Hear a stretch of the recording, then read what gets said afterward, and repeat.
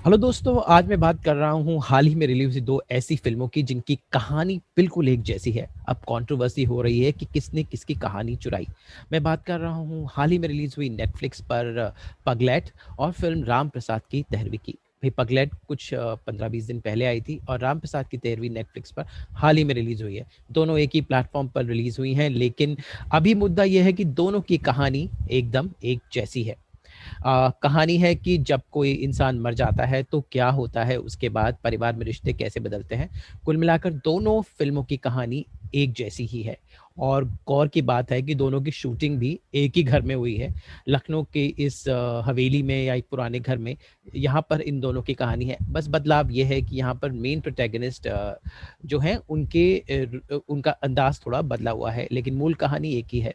तो सबसे पहले मैं बात करता हूँ पगलैट की। पगलैट चूँकि पहले आई थी और उसमें सानिया मल्होत्रा जो लीड गर्ल थी, जो थोड़ी पॉपुलर हैं, उनके अभिनय की काफ़ी तारीफ़ हुई। थोड़ी लाइट हार्टेड थी फ़िल्म, कैसे सानिया के पति की डेथ हो जाती है और उसके बाद कैसे सारे 13वीं के वक़्त सारे रिश्तेदार आते हैं, सानिया की रीमैरिज की बात चलती है और फिर पता चलता है कि सानिया का पति एक बहुत बड़ा सम इंश्योरेंस का छोड़ गया था। उसके बाद बहुत कुछ बदल जाता है, लेकिन अंत में ये लड़की एक स्टैंड लेती है। तो ये कहानी थी पगलैट की। तो वहीं पर राम प्रसाद की तेहरवीं की बात करूँ तो यहाँ पर एक head of the family Naseeruddin Shah, Ram Prasad जो बने हैं, उनकी डेथ हो जाती है और उनके कुछ 4 बेटे हैं और एक बहुत बड़ी एक्सटेंडेड फैमिली है।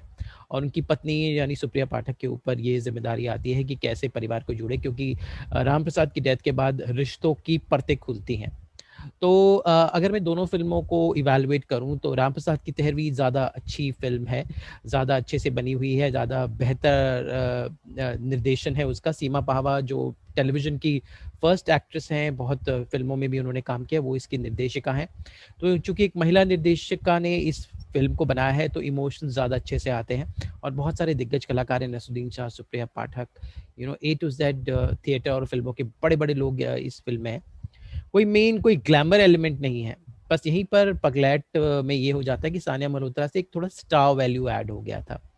वैसे यहाँ पर भी विक्रांत मैसी, उनका रोल बहुत छोटा है, लेकिन मेन कहानी बाकी लोगों के इर्द-गिर्द ही घूमती है। तो ये थी बात राम प्रसाद की तेहरवीं की। अब जो सिमिलैरिटी आती है, राम प्रसाद की तेहरवीं भले ही बाद में आई हो, लेकिन बनी वो पहले थी। दोनों ही फ़िल्में 2018-2019 में बनी थी और राम प्रसाद की तेहरवीं पहले बनी थी। इनफैक्ट लोगों के क्रू मेंबर भी सेम है। कहा जा रहा है कि लोग कुछ सिमिलर लोगों ने काम किया था, फिर भी ये फ़िल्म बनी और कंपैरिज़न्स तो होंगे, बट आई थिंक दोनों फ़िल्मों का एक अलग स्टाइलिंग है।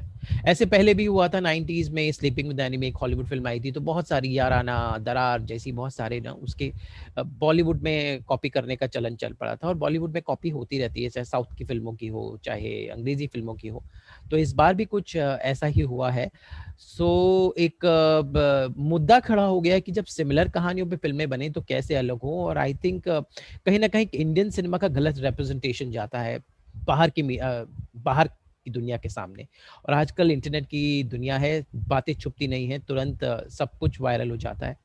तो आई थिंक एक लेसन है कि आगे से फ़िल्म मेकर्स ध्यान रखें कि कौन क्या बना रहा है, कॉपी ना हो, तभी शायद हम इंडियन सिनेमा का नाम ऊँचा कर पाएँगे। फिलहाल नेटफ्लिक्स पर ये दोनों फ़िल्में उपलब्ध हैं, आप देखिए, खुद ही कंपेयर कीजिए कि पगलैट या फिर राम प्रसाद की तेहरवीं, दोनों में कौन-सी बेहतर है, क्या सिमिलैरिटी, क्या डिफ़रेंस है। बहरहाल मैंने दोनों फ़िल्मों को एन्जॉय किया एक सिनेमा बफ़ के तौर पर, so I am sure you also can do.